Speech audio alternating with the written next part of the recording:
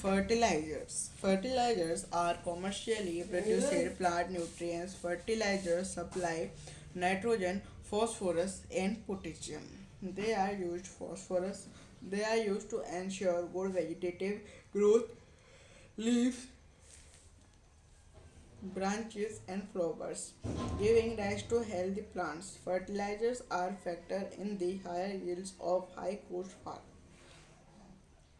Fertilizers should be applied carefully in terms of proper dose, time, and observing pre and post application precautions for their fertilizers get washed away due to excessive excessive irrigation are not fully absorbed by the plants. This excess fertilizer then leads to water population. Also, as we have seen in the previous classes, continuous use of fertilizers in an area can destroy soil fertility because the organic matter in the soil is not replenished, and microorganisms in the soil are harmed by the fertilizers used. Short-term benefits of using fertilizers and long-term benefits of using manure for maintaining soil fertility have to be considered while aiming for optimum yields in crop production. Organic farming is a farming system with minimal or no use of chemical and fertilizers, herbicides, pesticides, etc., and with a maximum input of organic manures, recycled farms waste, straw, and livestock excreta, use of bioagents such as culture of blue green algae in preparation of biofertilizers, neem leaves of turmeric specifically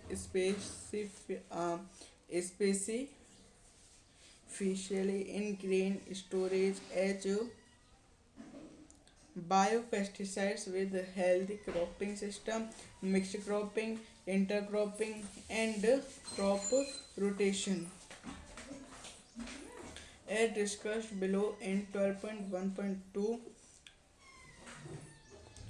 the cropping of this cropping system are beneficial in insect pests and weed control besides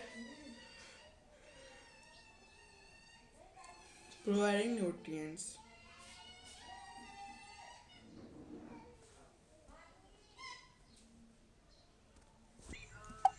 उर्वरक उर्वरक व्यावसायिक रूप में तैयार पादप पोषक है। उर्वरक नाइट्रोजन, फास्फोरस तथा पोटेशियम प्रदान करते हैं। इनके उपयोग से अच्छी कायिक वृद्धि, पत्तियां, शाखाएं तथा फूल होती हैं और स्वस्थ पौधों की प्राप्ति होती है। अधिक उत्पादन के लिए उर्वरक का भी प्रयोग होता है, परंतु यह आर्थिक दृष्टि से महंगे पड़ते हैं। उर्वरक का प्रयोग बड़े ध्यान से करना चाहिए और उसके सदुपयोग के लिए इसकी खुराक भी उचित मात्रा, उचित समय तथा उर्वरक देने से पहले तथा उसके बाद की सावधानियों का अपनाना चाहिए। उदाहरण के लिए कभी कभी उर्वरक अधिक सिंचाई के कारण भी पानी में बह जाते हैं और पौधे उसका पूरा अवशोषण नहीं कर पाते। उर्वरक की यह अधिक मात्रा जल प्रदूषण का कारण भी होती है। जैसा कि हमने पिछली कक्षा में पढ़ा है, उर्वरक का सतत प्रयोग मिट्टी की उर्वरता को घटाता है क्योंकि कार्बनिक पदार्थ की पुनः पूर्ति नहीं हो पाते तथा इससे सूक्ष्म जीवों एवं भूमिगत जीवों का जीवन चक्र अवरुद्ध होता है। उर्वरकों के उपयोग द्वारा फसलों का अधिक उत्पादन कम समय में प्राप्त हो सकता है, परंतु यह मृदा की उर्वरता को कुछ समय पश्चात हानि पहुंचाते हैं। जबकि खाद के उपयोग के लाभ दीर्घावधि हैं। कार्बनिक खेती खेती करने की वह पद्धति है जिसमें रासायनिक उर्वरक, पीड़क पीड़कनाशी, शाकनाशी आदि का उपयोग बहुत कम या बिल्कुल नहीं होता। इस पद्धति में आदि खाद्य कार्बन खाद कृषि उपशिष्ट पशुआहार तथा पशुधन का पूर्ण चक्रण जैविक कारक जैसे कि नील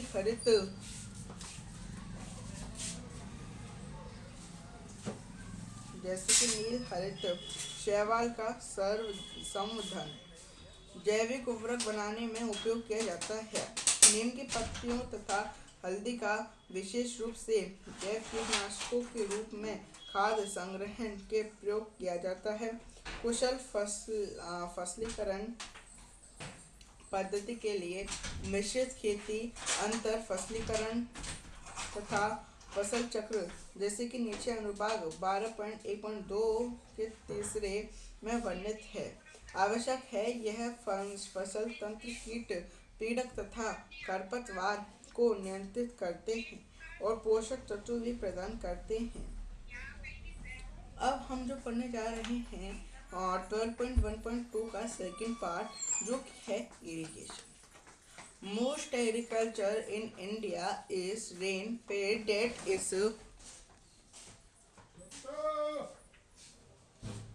that is the success of crops in most areas is dependent on timely monsoon and sufficient rainfall spread through most of the growing season. Hence, poor monsoon cause crops failure, ensuring that the crops get water at the right stages during their growing season can increase the accepted yields of any crop. Therefore, many regions mm,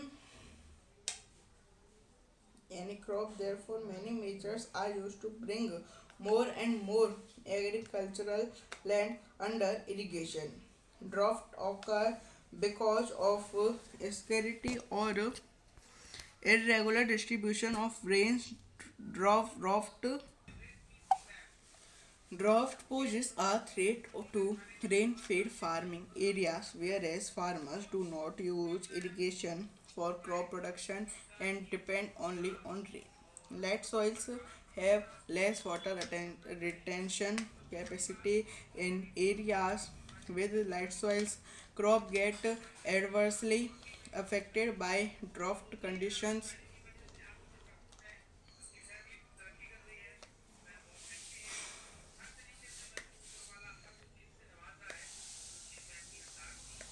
Scientists scientists have developed some crops varieties which can tolerate drought conditions.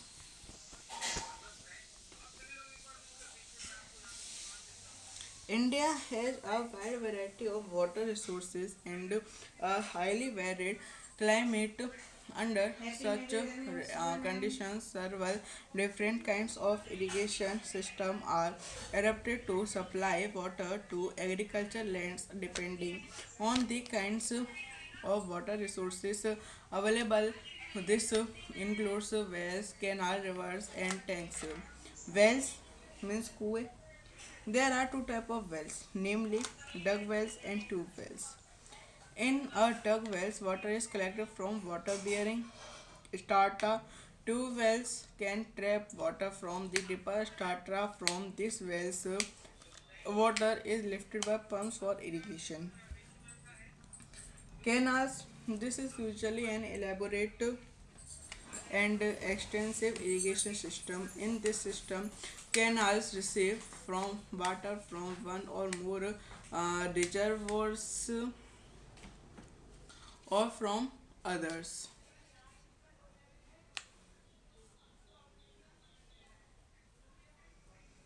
Water from one or more reservoirs from or from rivers. The main canal is divided into branch canal having further distributaries to irrigate fields. River lift systems in areas where canal flow is insufficient or irregular due to inadequate reservoir release. The lift system is more rational. Water is directly drawn from the rivers for supplementing irrigation in areas close to rivers.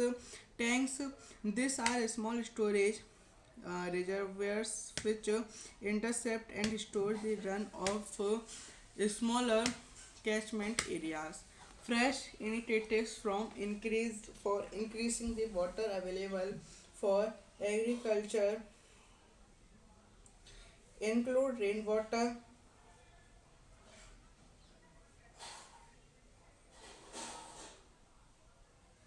harvesting and watershed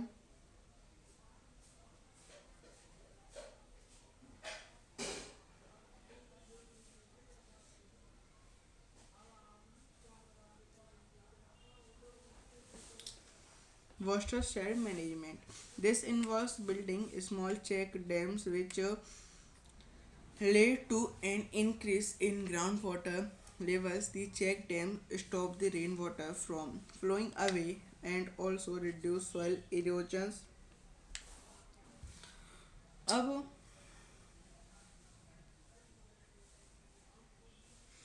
जो है हम सिंचाई पढ़ने जा रहे हैं। भारत में अधिकांश खेती वर्षा पर आधारित है, अर्थात अधिकांश क्षेत्रों में फसल की उपज समय पर मानसून आने तथा वृद्धि काल में उचित वर्षा होने पर निर्भर करती है। इसलिए कम वर्षा होने पर फसल उत्पादन कम हो जाता है।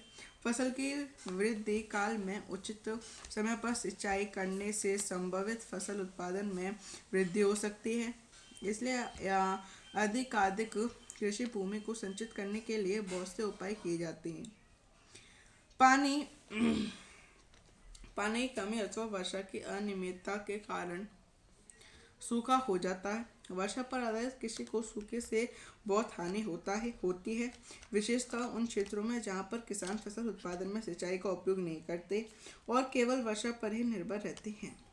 हल्की मृदाओं में पानी को संचित रखने की क्षमता कम होती है, इसलिए जिन क्षेत्रों में हल्का मृदा होती है वहाँ पर सूखे के कारण फसलों की बहुत हानि होती है। वैज्ञानिकों ने कुछ फसलों की ऐसी किस्में तैयार कर ली हैं जो सूखे की स्थिति को सहन कर सकती हैं। भारत में अनेक पानी के स्रोत हैं और विभिन्न प्रकार के जलवायु हैं। इन परिस्थितियों में विभिन्न प्रकार की सिंचाई की विधियां पानी के स्रोत के कुछ उदाहरण कुएं, नहरें, नदियां तथा तालाबें हैं। कुएं दो प्रकार के होते हैं, खुदे हुए कुएं तथा नलकूप। खुदे हुए कुएं द्वारा भूमिगत जल स्तर में पानी की एकत्रित किया जाता है।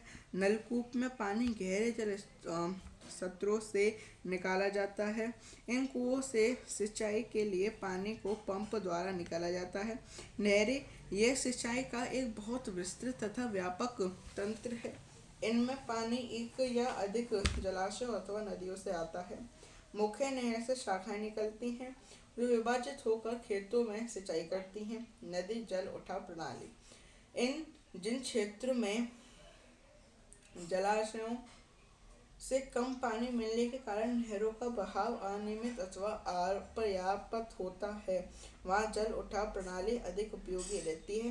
नदियों के किनारे स्थित खेतों में सिंचाई करने के लिए नदियों से सीधे ही पानी निकाला जाता है। फिर हम तालाब, छोटे जलाशय जो छोटे क्षेत्रों में बहे हुए पानी का संग्रह करते हैं, तालाब का रूप ले लेते हैं। कृषि में पानी की उपलब्धि बढ़ाने के लिए आधुनिक विधियां जैसे वर्षा के पानी का संग्रहण तथा जल विभाजन का उचित प्रबंधन द्वारा उपयोग किया जाता है। इसके लिए छोटे बांध बनाने होते हैं जिससे कि भूमि के निचले जल स्तर बढ़ जाएं। ये छोटे बांध वर्षा के पानी को बहने से रोकते हैं तथा मृदा अपरदन को भी कम करते हैं।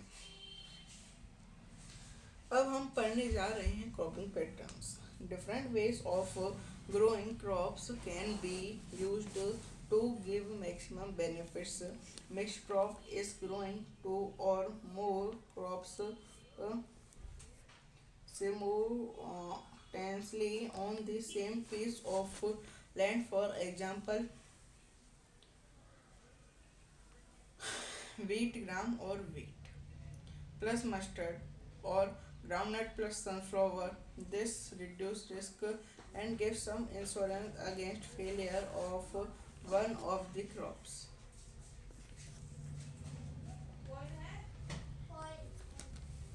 Interior intercropping is growing two or more crops simultaneously on the same field in a definite pattern. Figure 12.2. A few rows of one crop alternate with a few rows of a second crop. For example, soybean plus maize or finger plus millet plus cowpea. The crops are selected such that their nutrient requirements are different. This ensures maximum utilization of the nutrients supplied and also prevents pests and diseases from spreading to all the plants belonging to one crop in a field. This way, both crops can give better returns. The growing of different crops on a piece of land in pre-plant succession is known as crop rotation. Depending upon the duration, crop rotation is done for different crop combinations. The availability of moisture and irrigation facilities decide the choice of the crop to be cultivated after one harvest. If crop rotation is done properly, then two or three crops can be grown in a year with good harvests.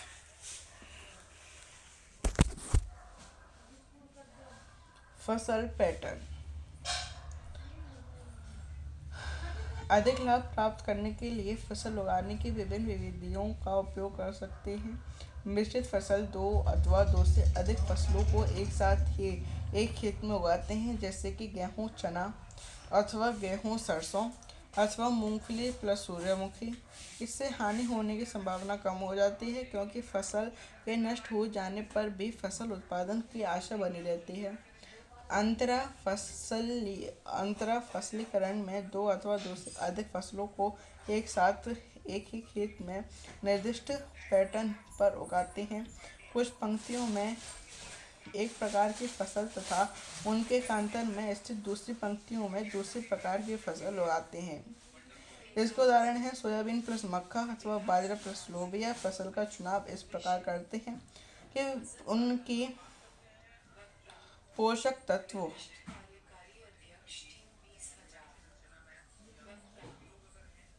चुनाव इस प्रकार करते हैं कि उनके पोषक तत्वों की आवश्यकताएं भिन्न भिन्न हो, जिसमें पोषक का अधिकतम उपयोग हो सके। इस विधि द्वारा पीड़क व रोगों को एक प्रकार की फसल के सभी पौधों में फैलने से रोका जा सकता है। इस प्रकार दोनों फसलों से अच्छा उत्पादन प्राप्त किया जा सकता है।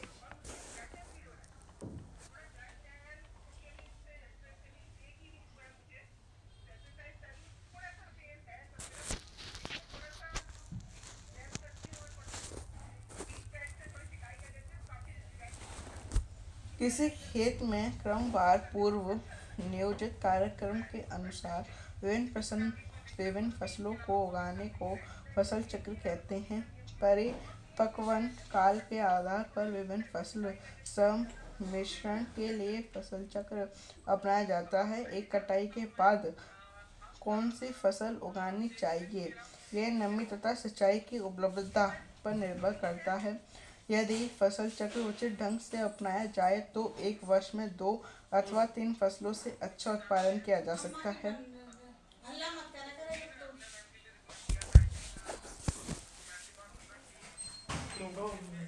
अब देखिए, जैसा कि अभी हमने पढ़ा, अभी हमने एक टॉपिक पढ़ा था जिसमें कि फर्टिलाइजर्स अभी जो हमने टॉपिक पढ़ा उसमें आपकी एक चीज़ आई थी NPK। NPK। ये क्या होते हैं? ये फर्टिलाइजर्स हैं आपके लैंड के, जिनकी फुल फॉर्म है नाइट्रोजन, फॉस्फोरस आपके और पोटेशियम। ठीक है, तो ये चीज़ क्या है? धरती के मुख्य स्रोत हैं जिनसे फार्मिंग होती है।